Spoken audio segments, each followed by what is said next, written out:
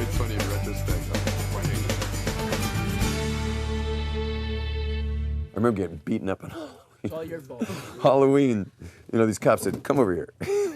I go over there. It's right near DS Park, and I go in there and I'm like, "Yeah, what do you want?" Got like 10 shots to the ribs. I'm like, "What the hell?" And then they threw me back on the DP, and I just like, you know, it's Halloween, so I was just like, "Did that just happen?" Just kept cruising down the street. What was your costume? I don't remember that year, but I do I do remember one particular year I dressed like this, and I totally forget about that all the time. But I remembered at one point I was like looking in the mirror and I said, "This looks so familiar," and I remember that I dressed as a Hasidic rabbi on whatever it's called, Purim or Halloween.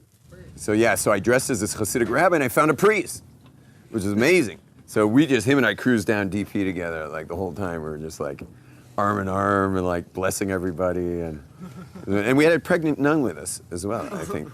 Yeah, we had a pregnant nun. Yeah, on my left, I think, was a pregnant nun. And we were kind of like, we were like religion, you know. But it was really amazing because, you know, when you wear that costume, after enough hours, you start becoming it. And I think it must have had some crazy impact on me, you know. I don't know. I can tell. What? I can see that. Yeah, I think this is all like just coming from that random costume in Halloween. Yeah. So anyway, I lived in the first year I lived in San Miguel dorms. You heard of those dorms, San Miguel? And our hall was third floor. It was like the most random hall ever, and people were like really quite straight.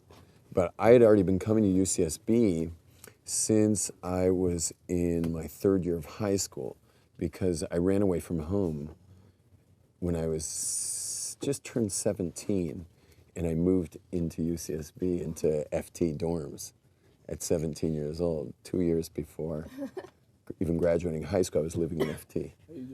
Yeah, and again, that's even 2 years before the police state of Santa Barbara. I was just crashing out in people's rooms and stuff, yeah. And anyway, those were crazy times, for sure. No, I'm from LA, so West LA. So I lived in FT like for a little while, and then eventually I went back to high school and stuff. And so when I came into the dorms, I thought everyone was gonna be like totally chill and like just like the people I met in FT and everything. And instead, I had like computer scientists and all these like different types of people in that hall. Well, after a couple weeks of knowing me, they were introduced to a whole new world of Santa Barbara. Meaning, I'm the one who took my entire hall to Isla Vista the very first Thursday night, you know, and they were just like, people were, and they literally, I think everyone in the dorm hall threw up that night. And I was just like, what's wrong with you people? You know, there's a new party right down DP, we're going.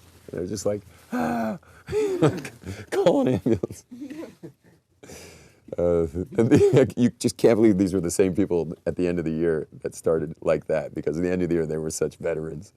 And anyway, so at the last 2 months of the year, they'd realized that this particular dorm hall, which was the most random hall, had the most write-ups of any dorm hall in the entire university campus by double. It had the most write-ups, and they couldn't figure out what in the world was going on with this one hall, so they actually set up an investigation to see what's going on in the hall. And so all they were trying to do is get to the nucleus of it. You know, like what in the world's going on here before they burn the building down. So, where did all the rebellion come from? What rebellion? That whole like running away at 17. Where in LA are you from? Oh, that. Yeah. That was just a misunderstanding. Where in LA are you from? What? Where in LA are you from? I'm from Brentwood. Yeah, Barrington. I grew up in Barrington. Anyway, Dustin Hoffman actually lives in my parents' Where did you go home. to high school? I went to Pally and Crossroads. End of the year, so what happened was they realized there's one person in the dorm hall that had never been called in for anything and has 0 write-ups. And so they figured he's either the biggest nerd on the hall or he's the one who's behind all of this. And next thing I know, I'm in a full-on campus court case. And it's like there are witnesses, there's evidence, there's like everything except nothing can be linked to me. And they finished the whole court case. They said, you've been found not guilty, but you are immediately, your lease or whatever, your room has been terminated. And we can't get you on anything, but we know you're behind all this. And so you're off campus. Now, just to go back a little bit, I never wanted to go to university because I was, at 11 years old, I kind of dropped out of society. I was 11 years old. I was staring at the stars in the hills, in the foothills of LA with my oldest brother. He was 16, so now he had wheels, and we were best friends. It's my brother Sam. And we're staring at the stars, and he's telling me about I'm only 11, so he's like explaining the distance between the stars and the amount of space and how much time it takes for the starlight to even get to us, and how big the universe is. I mean, if you just go out like a couple planets, like out towards Saturn, you try to look back at the Earth on like a chart, so you wouldn't even see the Earth. It would just put a little arrow saying this is where the Earth would be if you could see it. And that's only our Milky Way. Sorry, that's only our galaxy that's within our Milky Way. No, that's only the star system. No, I'm saying it starts in our star. That's called our Milky. Star system is the star system, and then the galaxy is Milky Way. Right, but our star system is called I just said it. There's no name. Solar system. We call it the solar system because the sun's the root of it.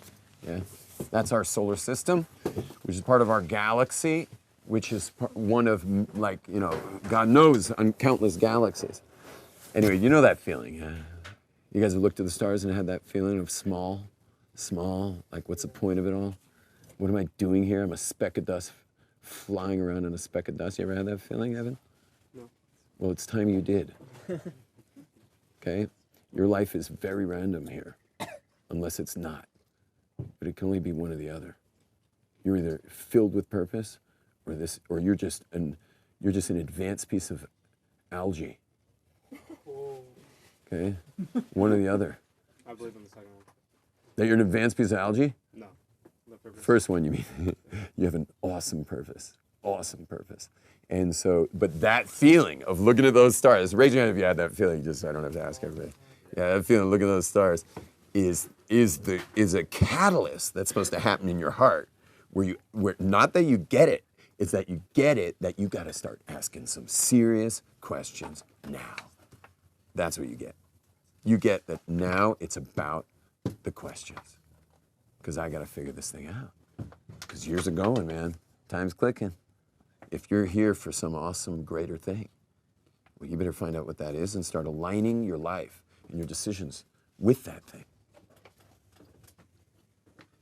And if you want to live an awesome life, get the answers and start doing it. Yeah?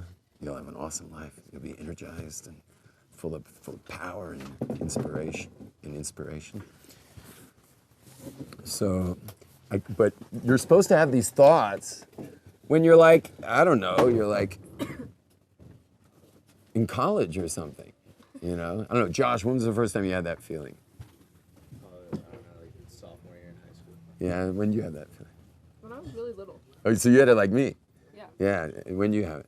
You middle school. Middle school. What about you, Radio? Well, like history. What? Like in elementary school. Really? Yeah. Oh, so you're a young one too.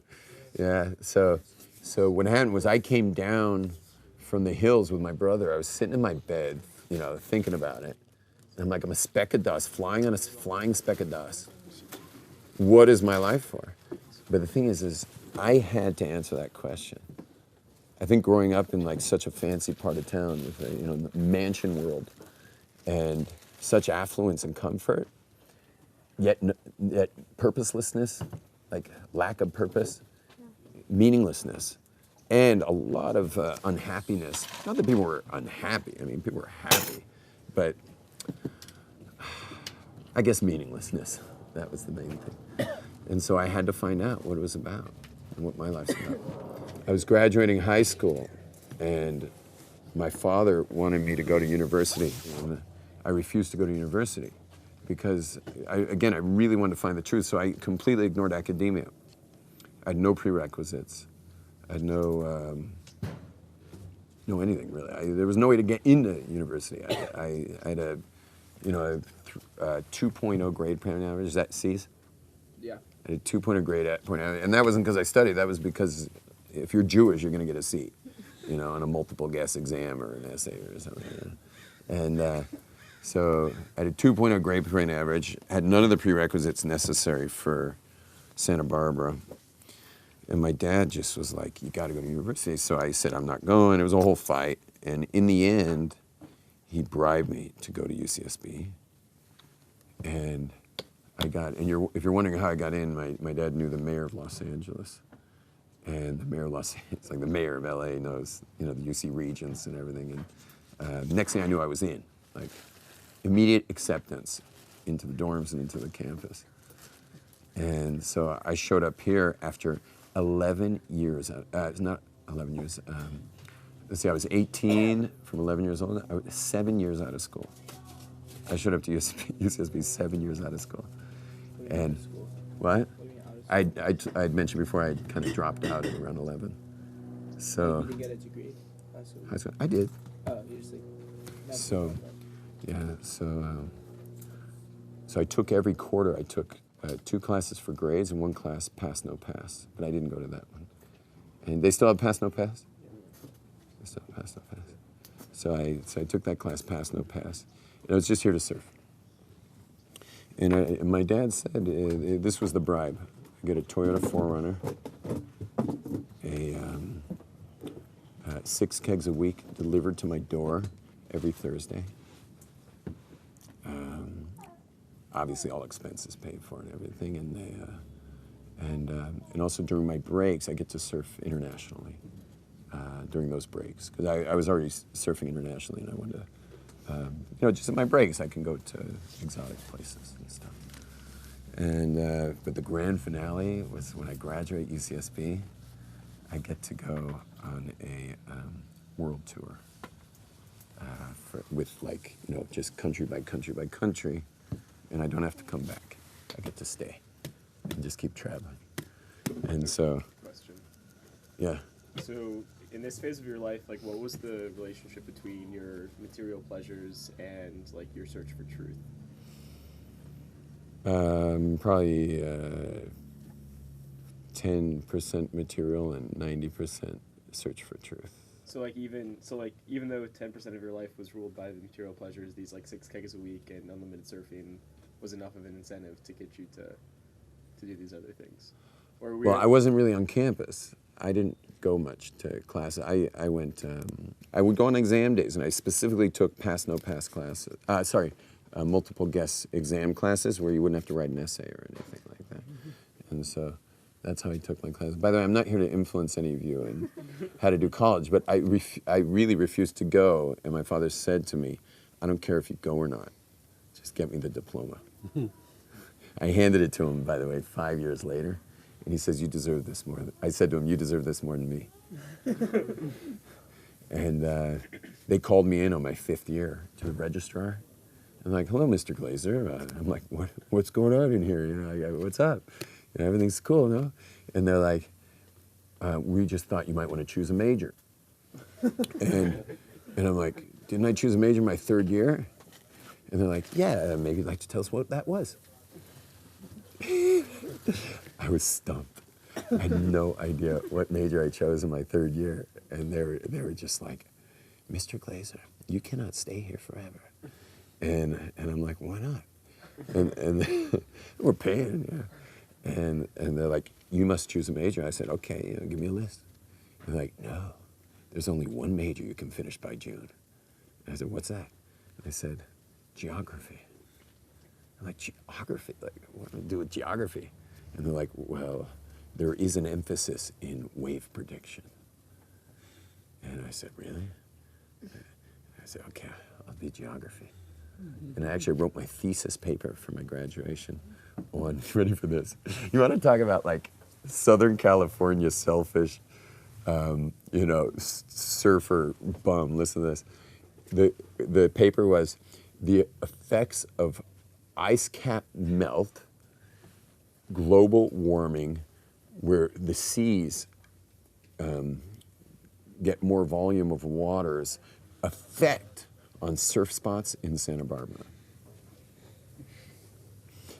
Meanwhile, LA's underwater and 30 million people just died, and I'm writing a paper on what the surf's going to be like. So what I did was I just mapped out these mountains here and how the ridges come down, and I mapped out what the surf spots would be like at the base of the mountains of Goleta. That was my thesis, and the professor went crazy over it. He loved it. I got an A. The only A I got in my entire school was this paper. He thought it was so out of the box. Anyway, by the way, at one point I was the chairman of Hillel because I really needed a bathroom badly. And I was walking down the street, and I was literally bursting. So I said, I'm just going in this place, I'm just going to knock on the door. Ask me to use the bathroom. Open up the door, it was Hillel right before they're going to make Kiddush. And I'm just like, look at this guy. And no one wears kippahs. I didn't know he's Jewish. I'm like, can I use the bathroom? And he's like, yeah, I guess so. Come on in. And as I go in, he's like, are you Jewish by any chance? And I'm like, yeah. He says, do you know where you are right now? I said, no. He says, this is the Hillel house. And I'm like, wow.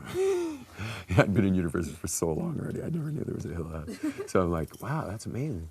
He says, so why don't you come for Kiddush after you use the bathroom? So I came to the Kiddush.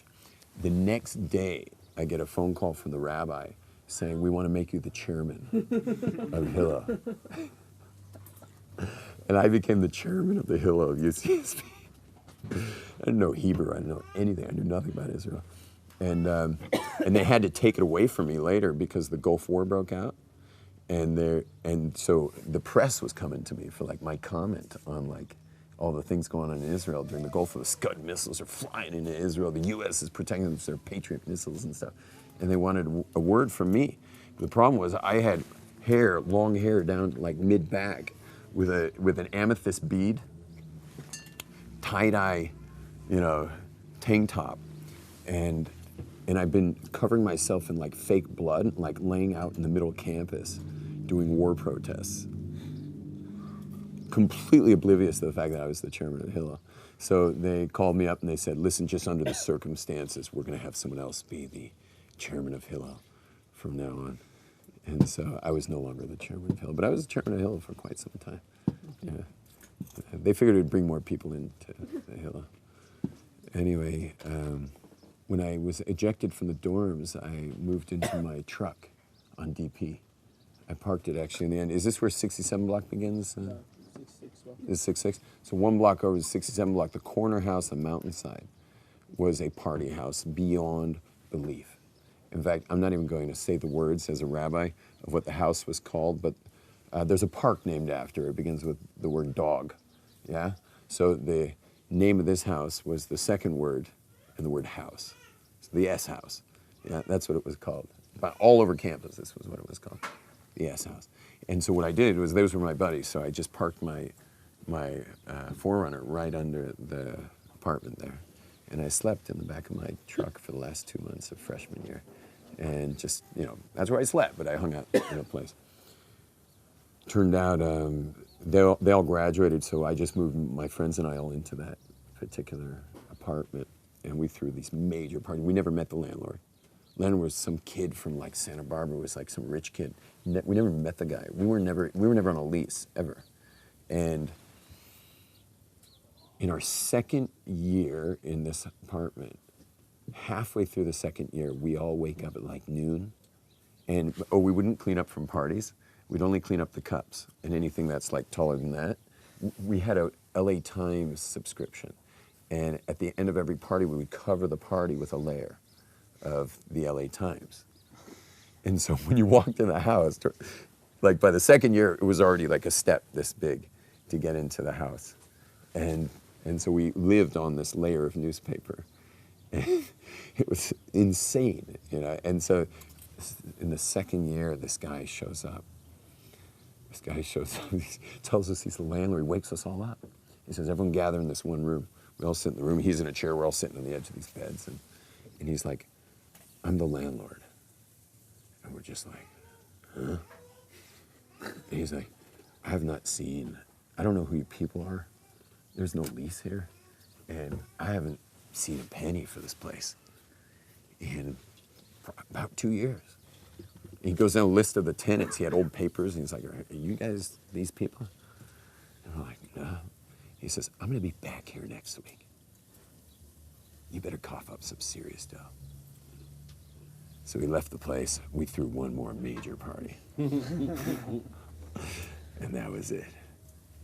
We moved down to the 65 block, Oceanside DP. And Which house? I don't remember, but the show went on from there. It's amazing. We kept it up over there in that place, and but then we had to then we were signed on. We had to be responsible. But it was amazing because the amount of beer you can buy, because those kegs ran out, and you had all your rent money for beer.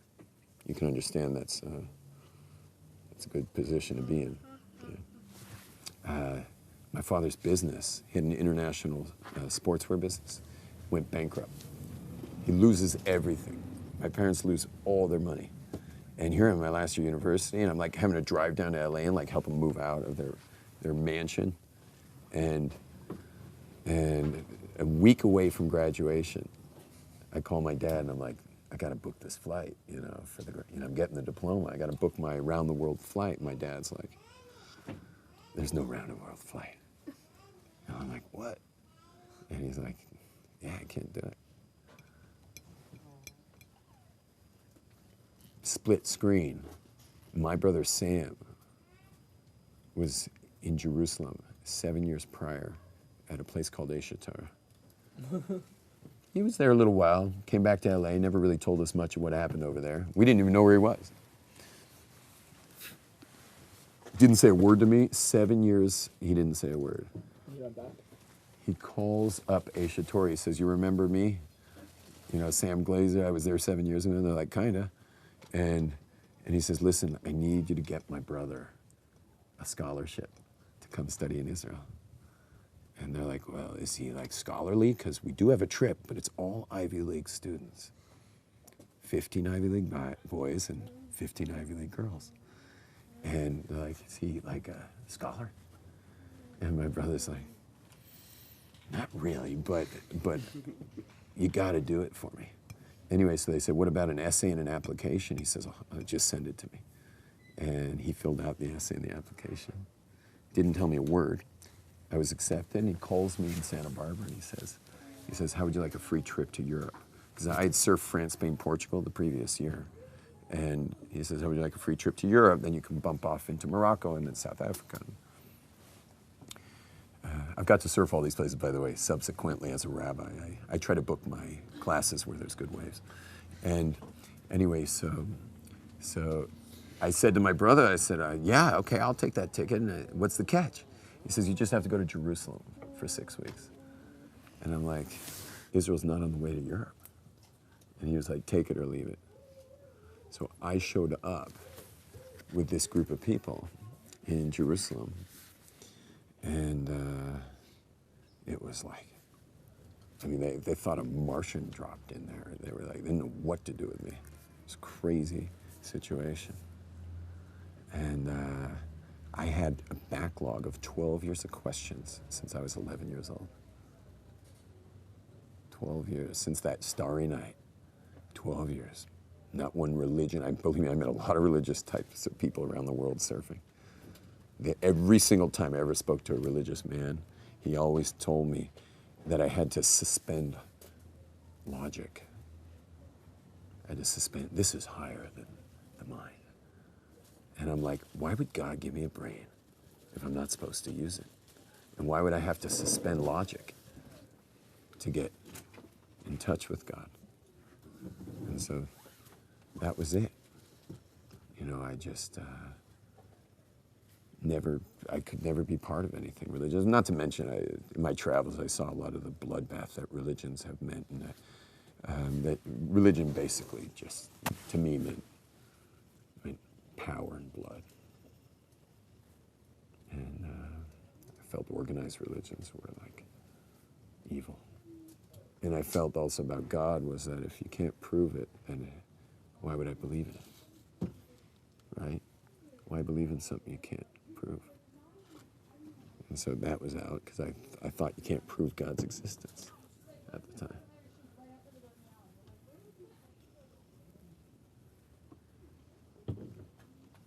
So I came in with my 12-year backlog of questions, and I met these like white bearded rabbis who had like really long beards and really beautiful faces and like kind of lit up, like people were really alive. And shockingly, they were actually interested in me and my questions. And their answers were like, I mean, you would have thought they'd have to look up these answers, but they were like right off the cuff. They give like this iceberg answer. Iceberg meaning they probably could have answered it, you know, like the tip of an iceberg, but they gave me the full, you know, mountain.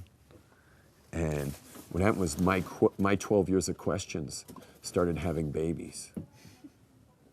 You know, you ask one question, all of a sudden you had like, by the time you finished that question, I'd written down like 10 new questions. And I realized at the end of, like within the first week, that I was going to be there a really long time. Because I got to get the answers to all my questions. And my 6 weeks expanded into, at this point, 23 years. Thank God. I'm married with 8 kids. And I run a seminar company internationally. And I play music professionally. And I teach Torah all around the world and bring inspiration to my fellow Jews. And in Jerusalem, where you got to be part of that experience, is I teach every day a class that's kind of a journey in itself. You know, we never knew where we were going or what we were getting ourselves into, but we got to some amazing places. Yeah. So I'm really going to teach you a little something, but just thought I'd fill you in a little background of my journey. That's more or less the journey. Did you get all your answers questions? What? All your questions answered? Did I get all my questions answered?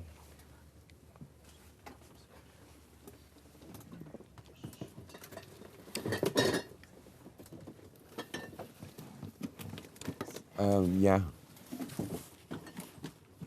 I did actually. I kind of discovered something interesting, because you'd think like, if you got all your answers, no, I'm saying, if you got all your questions answered, so what's worth living for anymore, right? But but I learned something. There's 2 levels to the search.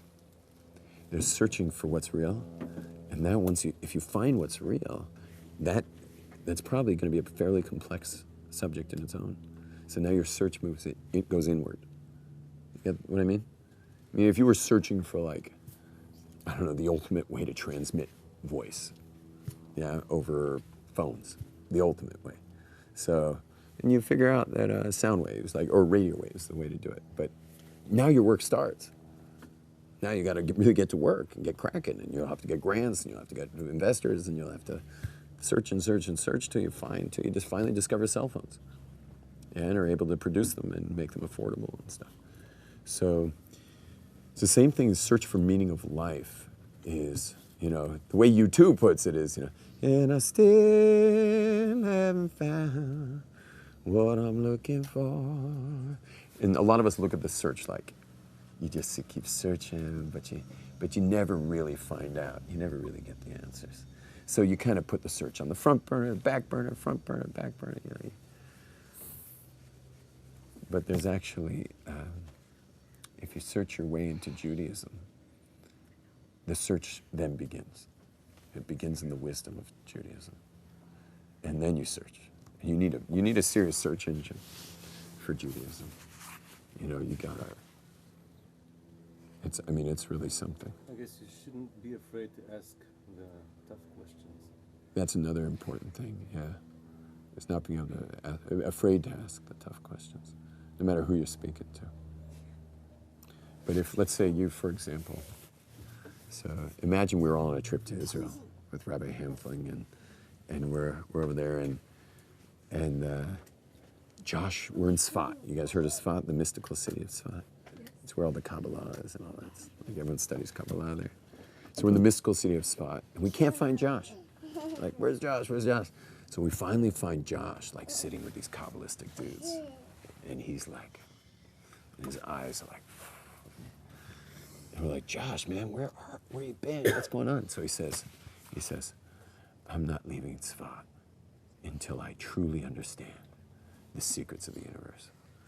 And we're like, dude, wake up, man. We gotta go.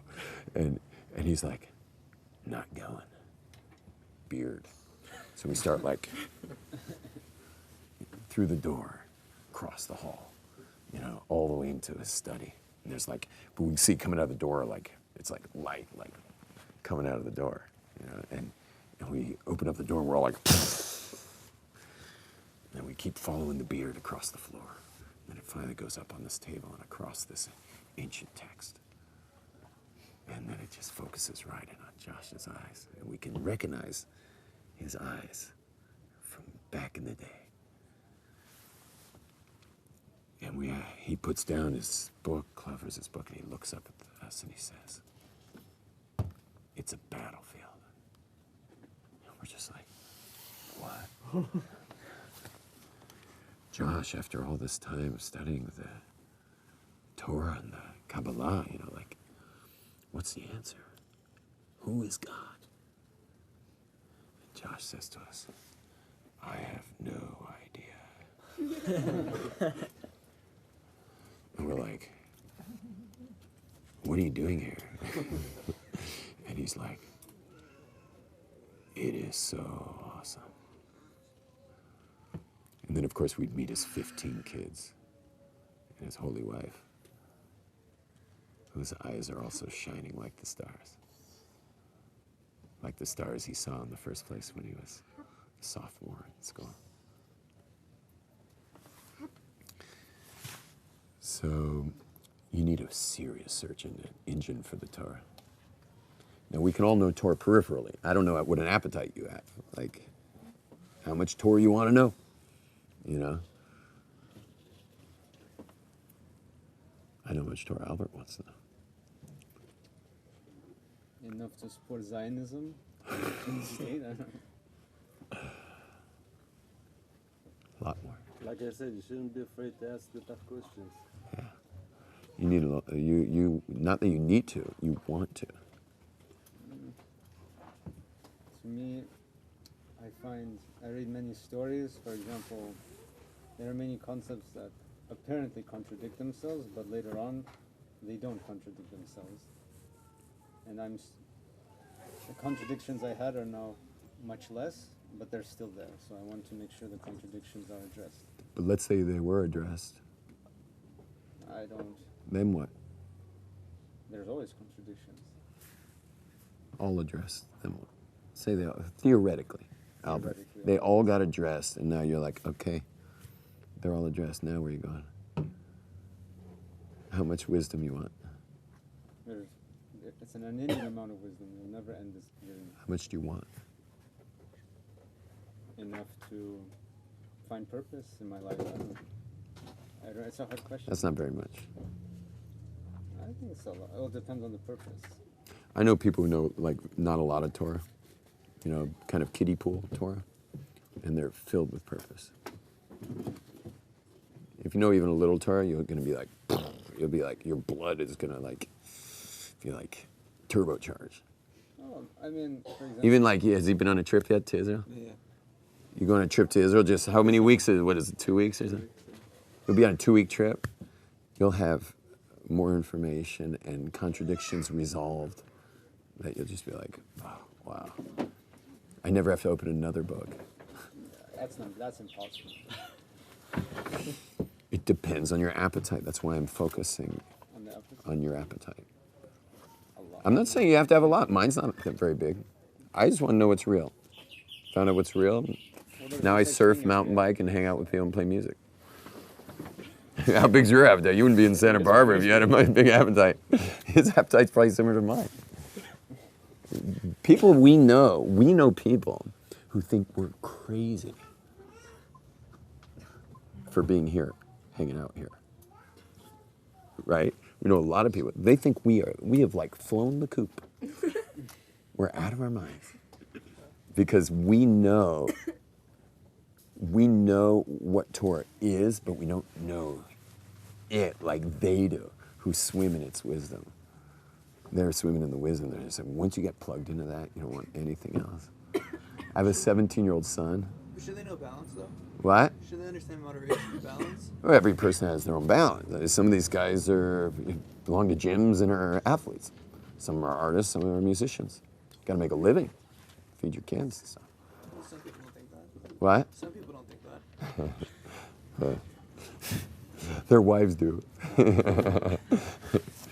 Yeah, I mean, you still got to pay for everything. This is one of talk about icebergs. You know what the iceberg commandment is in the Torah? Be fruitful and multiply. Be fruitful and multiply is the iceberg commandment. Looks like a cute commandment. Looks like fun. Yeah. And you know why God made that the first commandment of the whole Bible? Is be fruitful and multiply? Because he figured when you read that one, you'd keep reading. But think what an iceberg commandment that is. A spiritual discipline, the last thing it should instruct you is to have a bunch of kids. Because if you have a bunch of kids, you are going to have to feed them. And if you got to feed them, you got to be involved in all kinds of things that are not saying Om at the top of a Himalayan mountain. Yeah? Because you don't get paid for saying Om. You got to feed those little guys. Yeah? And the Torah commands it because the Torah wants a Jew interfaced with this world. The Torah doesn't want you out in outer space. You should go out of outer space. In the morning, put on your tefillin, go to outer space. Take them off, study some Torah, and go to work. That's what most people do. And of course, I was mentioning guys that we know who are swimming in the deep sea of Torah. And so they have to figure out how they make their living. But they live simply, very simply. Yeah. So, Albert, give me one of your contradictions. Let's put it on the table. Well, for example, it says in the Torah, Jews care for one another, but, well, Rabbi Naftali kind of addressed it, but Yeah, go for on. example, Joseph was betrayed by his own brothers who were Jewish, so why should Jews care about one another? That's one of the morals, of the story. And Okay. King David also, well, related to that, King David, he ordered the murder of his rivals who were Jewish too. Right. And he had no problem raiding Jewish settlements with the Philistines, so at a certain point. That probably, the last part probably needs a little more clarity in its details, but yeah, so let me tell you something beautiful, Albert, and that is that unlike all other traditions that make the ancestors look really righteous, the Torah chooses to expose the ancestors. We're going to hear the mistakes Abraham made. We're going to hear about Isaac's mistakes and Jacob's mistakes. We're going to hear about Moses' mistakes. We're going to hear about brothers treating one of their brothers with treachery, and we're going to understand why they did it. There was a reason why they did it. Jealousy. The Torah says they were jealous, but there were some more details you have to know about. Yeah. So, and by the way, that doesn't make it right. They blew it so badly. It's considered one of the worst things in the history of the Jewish people. But it teaches you a little something and me a little something. I got 3 brothers. You got brothers? No. Your sisters? A little sister. Okay, it's a little easier with one little sister. But it teaches siblings a little bit about little lessons in how to be siblings. You see, the reason why the Torah magnifies the mistakes of the people in the stories, whereas every other religion turns everyone into a saint in their books. Our Torah makes it specifically focuses on their mistakes. Torah didn't have to tell you that. There's all kinds of missing parts of the Torah. Who needs to know Jacob's sons at that point? Let the story start later, when Joseph reveals himself to his brothers. It's in there because you need to know this. We need to know, because one of the most important lessons of that kidnapping of their brother and sending him down to Egypt and stuff, the most important lessons of that was how they owned it later. See, Joseph only revealed himself to them when he saw they owned it, because they didn't know he spoke Hebrew. He's the Prince of Egypt, speaking Egyptian to everybody. They didn't know it was their brother. They hadn't seen him in a long time. He left as a kid, and now he's a full bearded Egyptian king. It's just the context was so out of this world, they never realized it was his brother. So they're all speaking amongst themselves. Why is this happening to us? Because the prince was putting them through hell. And he was listening in their Hebrew. And only when he saw that they finally owned it, and isn't that an important lesson in life, to own it? When they finally owned it and said, this is happening to us because of what we did to our brother. And immediately Joseph turns to them in tears and he says, Ani Yosef, I am Joseph. Od Avichai. Od Avi, is my father still alive? They just told him he's still alive. Why is he asking, is my father still alive? And the answer is that I see you owned it about me. But what about Dad? What do you think it was like for Dad? All those years I was missing. Is he still alive? Is there anything left of him after 22 years of thinking that I was dead?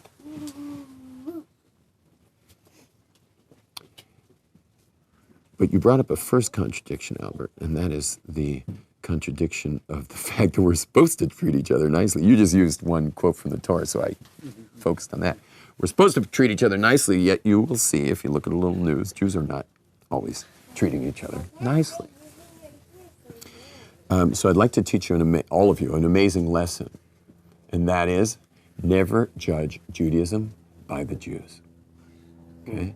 Never judge Judaism by the Jews. You've got to get off of it, because we always do that. We judge Hollywood by the actors' behavior.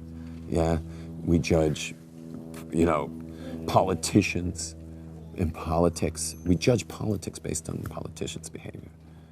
So you think Judaism, so check out the Jews and that's Judaism, and judge Judaism based on the Jews. No way. Let me tell you something about Torah. Torah is the benchmark. And this sukkah up above us, yeah? That's about, the Jew who's stretching the most in our generation, like the holiest of all Jews of this generation, his fingers would be about here. And that would be keeping Torah totally, like totally being interfaced with Torah. Torah is not about ever knowing it, because you'll never know it. And it's not about ever even keeping it, because you'll never get there all the way. In fact, the rabbi who wrote the most exacting compendium of the laws of Shabbat, his name was the Chafetz Chaim, and he said that you could study all of my book and know every law of Shabbat, and I promise you'll be breaking it if you don't review it yearly. You'll be breaking Shabbat if you don't review it yearly. Meaning you got it, now you got it, and now you have a law in his intro to the book. Now you have it. Now you can really keep Shabbat in its laws. He says, if you don't review it yearly, I promise you'll be breaking Shabbat this year. So what's the value of keeping any of it then? Because Torah is the benchmark, man. It's the bar. Our job in this world is to stretch. So I'm always studying the laws of Shabbat. Always. And which is beautiful, because I'm always in study. Yeah? Torah is the benchmark, and my job is to stretch. Now, I don't want to mention the denominations I was raised in, but they took that bar and they just put it right down to our current behavior. And, oh, that's what you're all doing? Okay, we'll put the bar there. That's Judaism. Mazel tov. Don't forget to register for your membership this year. It'll only be, I wouldn't know, probably $20,000, $30,000 or something. Who knows what these memberships can cost in some of these richer areas? Yeah. Put the bar at our current behavior. I mean, is that not morality today, guys? And what is wrong and right? What's the real value system in America? The answer is, look at current behavior, and that's the current value system. You see, human beings can't live with themselves if they're not being good. So what's the shortcut to feeling good with about yourself? Put what good is at where you're at now. That's what's good. The good is where we're at now. And so public opinion changes based on our behavior. I'll give you an example in a little story. There was once a king walking through the forest. And he's with all his men. They all got their bows and arrows, and they're training. And they start to notice that there's targets with arrows exactly in the bullseye. And they keep going through the forest, and they're finding more of them, more of them, more of them. What's going on here? So the king says to his men, search the forest, find me this archer. And so they search the forest, and they find the archer, and they bring him to the king. And there he is with his bow and arrow and his bucket of paint and paintbrush. And the king says to him, I've never seen anyone like you. What's your secret? You're going to train my men. And he says, it's very simple. I pull back the arrow. I aim it at that tree. I release the arrow. And then I take my paintbrush and I paint a target around it. That's Western morality. First, shoot the arrow wherever you feel like shooting it, and then paint a target around it and say that's what's right and wrong. Not the Jews. We have a criteria, an endless criteria, and you see it never ages. It's always timeless. And you can take any situation you're in or the public's in, any argument, whether it's abortion, euthanasia, you name it. You take any issue and you take the transparency of Torah and you use it as an overlay over that issue. You'll know exactly what to do. And it will create longevity to your life and your existence, your lifestyle.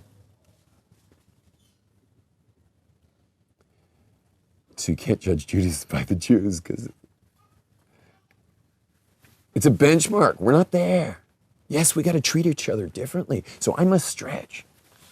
And when I see a Jew who's from some group that really judges me, I love his group, but he judges me. I see that Jew, and I know he judges me. And I've even heard he judges me. I've heard him even say things about my group. I have to love that guy. I got to stretch. I got to stretch towards the benchmark of loving all people. And there's another issue. The Torah was given 3,326 years ago in a few months. You want to judge Judaism by the Jews? You know, imagine a horse race where the horses are running around a track. Only instead of like, let's say, what's the biggest amount? Maybe 3 times around the track? Probably the biggest race 4 times around the track. They don't go so, because it's not good for the horses. Imagine they have to run around the track 3,326 times around the track. And now they're on the finish line. How are those horses going to look over there? How are the jockeys going to look? They're going to be like blue. You know, they're like hanging off the side of their horse, just like, yeah. How are the horses going to look at the end of it all? So all the more so we can't judge Judaism by the Jews. You get that? Like, oh my gosh. How are we possibly going to be anywhere near that benchmark? But I'll tell you one thing, guys, just as a lesson, and I just taught many lessons, but of the main lesson for us is leave Torah where it's at and start stretching. This is one of the beauties in Israel. Israel only has one denomination. It's called Torah. So you should be what you call a post-denominational Jew. If anyone asks you what kind of Jew are you, just say, post-denominational. And they'll be like, what is post-denominational? And you just say, well, I just consider the Torah the benchmark, and I'm striving wherever I'm striving. You know, striving. Yeah, you like that? It's cool, right? Yeah. Post-denominational. You know, I get that sometimes, you know, I'm being hired for some town to come to a concert or whatever, and they'll be like, so Rabbi, you know, what denomination are you? So from now on, I'll say I'm post-denominational. Rabbis without borders. I'm gonna use. That's a good one. Anyone else have a question, or we'll hit another conflict maybe from Albert? He's our conflict dude. What do you teach at Aish? I'll just one more, just take it a bit deeper, is you have to be careful, Albert, and everybody, not to let your conflicts be excuses. You know what I'm talking about. So that's really important. Don't let your conflicts be your excuse why you're not diving into the sea. I say this, don't let your questions become your answers. Right. Right, exactly. Yeah, questions are supposed to be answered. Then how are we ever good enough? Is the question. Like you're saying, it towards the benchmark, and we're always like stretching to be like where it is.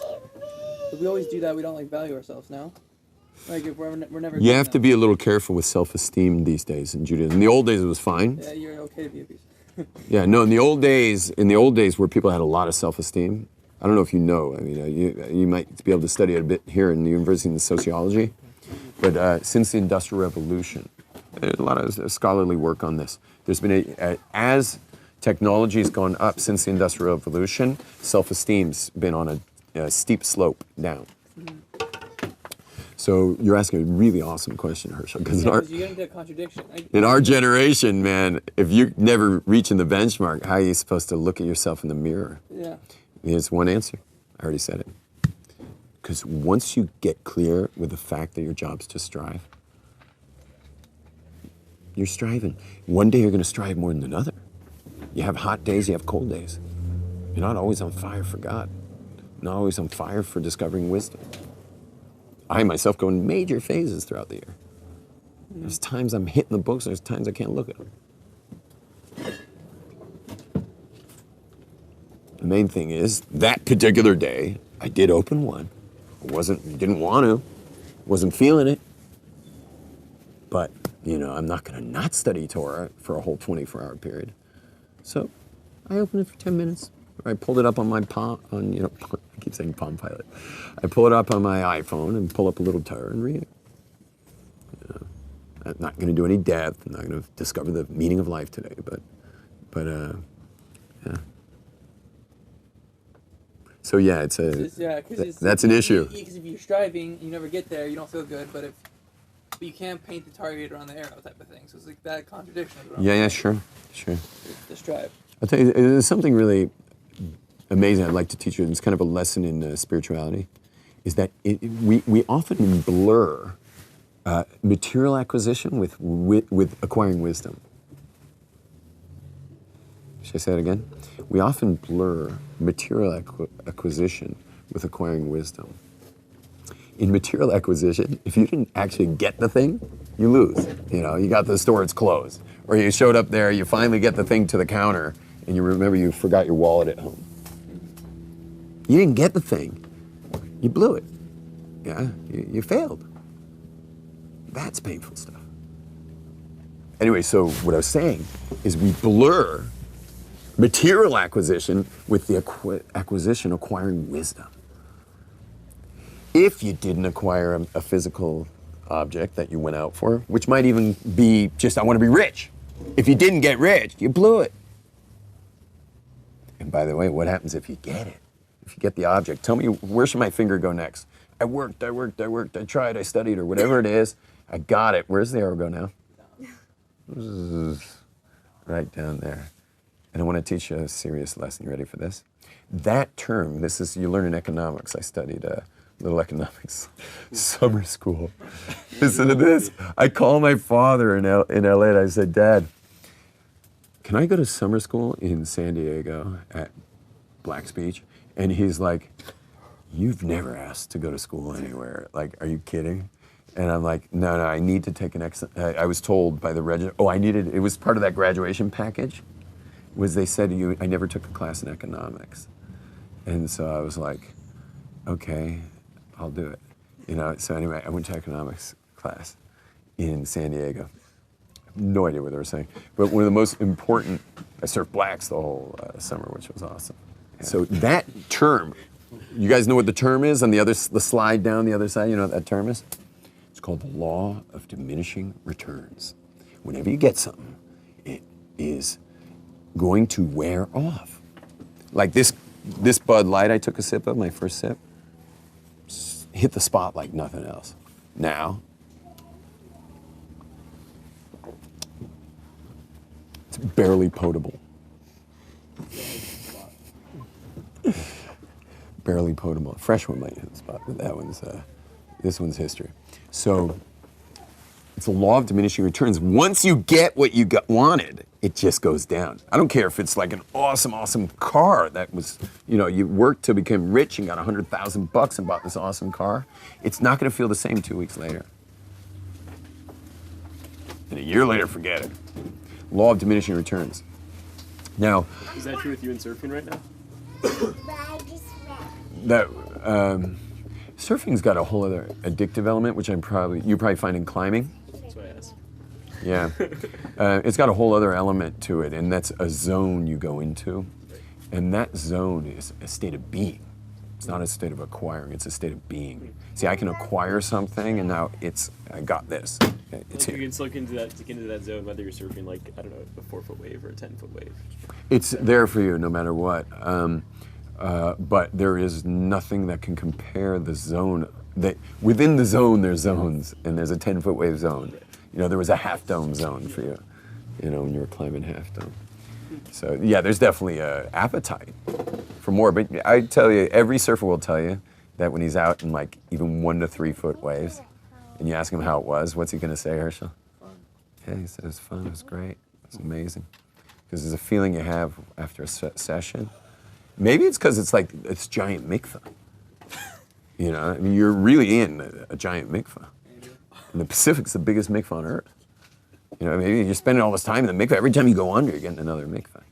You come out of there, you're just like, you're solid. Herschel's so pure. Yeah, Herschel's Must be. so pure. Anyway, throughout history, and when I was learning economics, so you go up, you climb, you achieve something, and you go down, you find something else to climb. No big deal. Our generation, where you can get everything to your doorstep in one day, especially if you're a member of the Amazon shipping thing, and you can just have it there the next day. Yeah. So what happens? Getting stuff. Does the curve look like this if you want something, or is it more like that? Yeah. It's much more like that if you want something. Okay, I'm not talking about a college degree. A college degree is gonna look like that. But anything else you want, once you're done with college, anything you want, and you have a good job and everything you want is just gonna be like that. What's the problem with that? What's on the other side? That. Yeah? Only it gets steeper. The steeper this is, the steeper that is. Now, I want you to watch something for a second. I usually do it on a whiteboard. I don't know a whiteboard. So it goes like this, okay? You wanted something, okay? You got it. You wanted something. You got it. This is time. You wanted something. You got it. You wanted something. You got it. You wanted something. You're going to start to notice. By the 5th time I went up, you're crossing lines of downs. You're already writing down other things. It gets very hard to fool yourself that what you want is going to do it for you when you're staring at the diminishing returns in your face. And after a while, you stop wanting anything because nothing's worth wanting when when you get it, it's already going to come down a steep ride. You already saw the steep ride on your way up, coming down from everything else. And I'll tell you guys, I'm doing this now for 2.5 decades almost. Is what I've been doing. What you guys see me doing right now, besides my seminar company, is 2.5 decades. This is what I do. I don't care if it's one-on-one. I don't care if it's you 10 guy, gal, and I don't care if it's a couple hundred people like I had in New York last week. I've noticed over this 2.5 decades that people's desire has plummeted. They don't know what they want. They don't think they're even going to find it. And they don't care anymore. And it's very hard to go forward to what you want when you're not sure you even left it behind, because you didn't know then either, and maybe you missed that street. How fast are you going to drive in one direction if you might have missed the street you're looking for? You're going to start slowing down.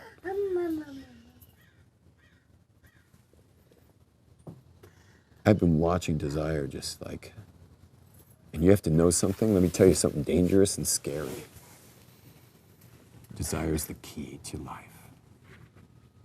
You either know what you want, and you have an amazing life, or you don't know what you want, and your life's going to be like a flat line. You got to know what you want. You got to know what's worth having, what's worth wanting.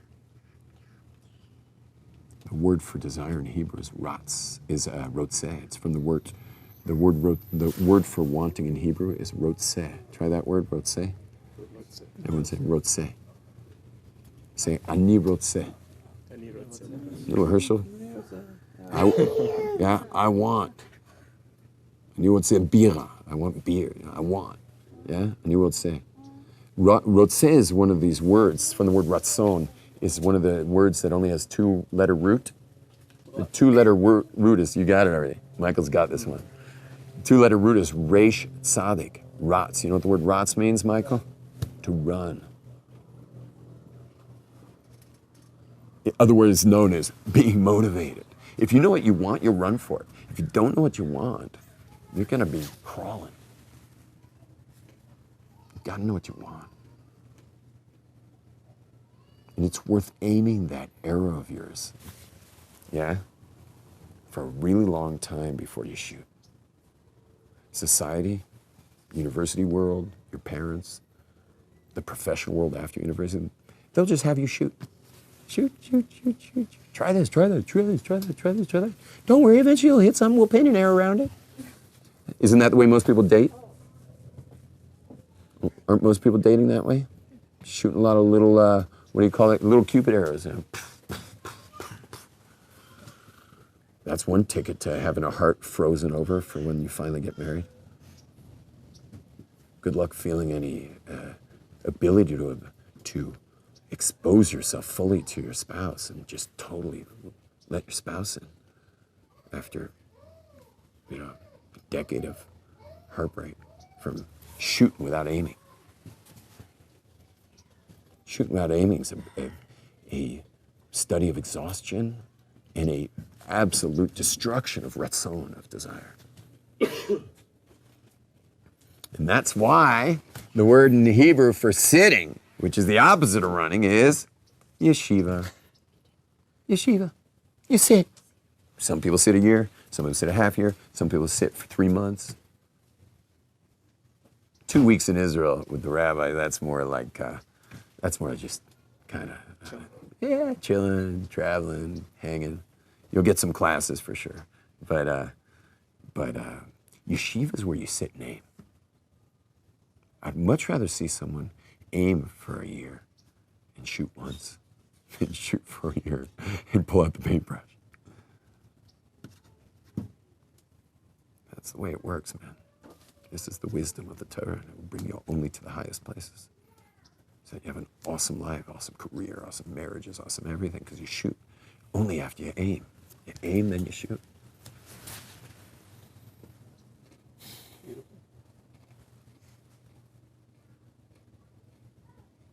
Did I just say you aim after you shoot? I think I did, didn't I? Just get ready to say beautiful. You shoot after you aim. Beautiful.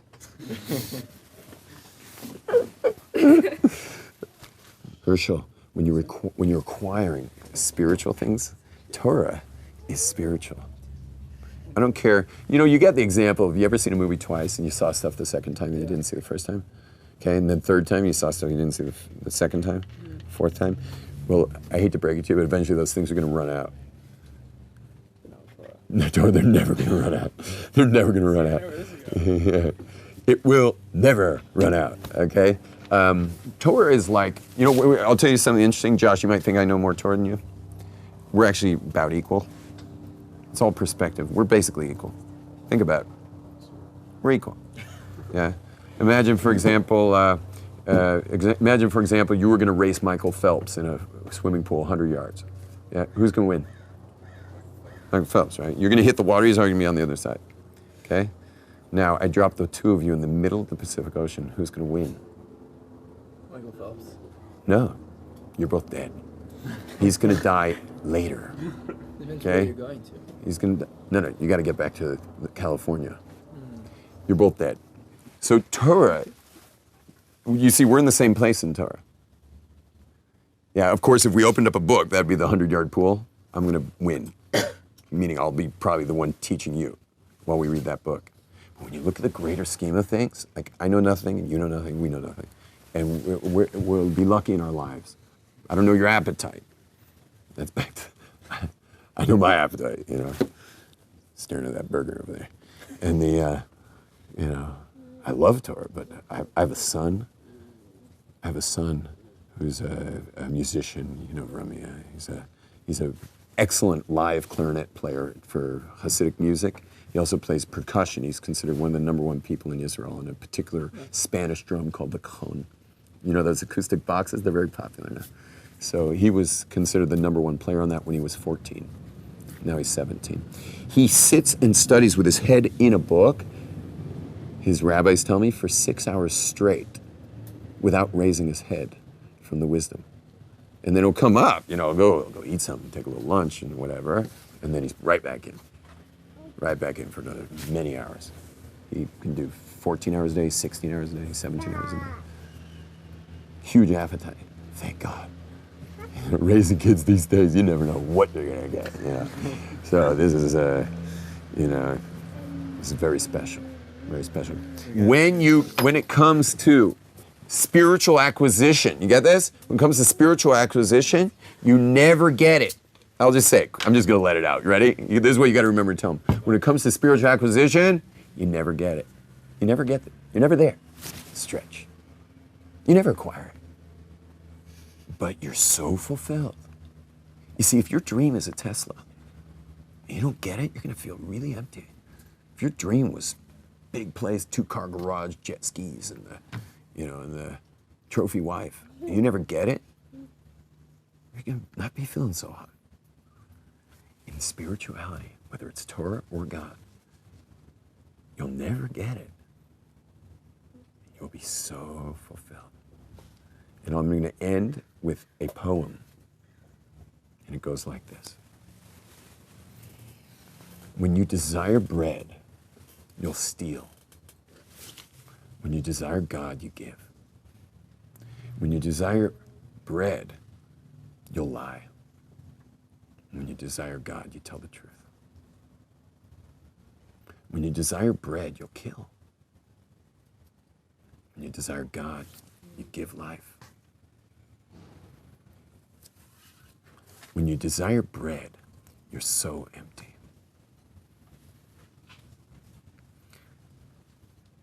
When you desire God, you're so full.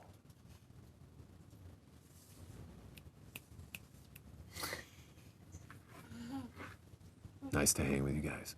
I'm not going anywhere. I just cracked another beer. But now we can just hang.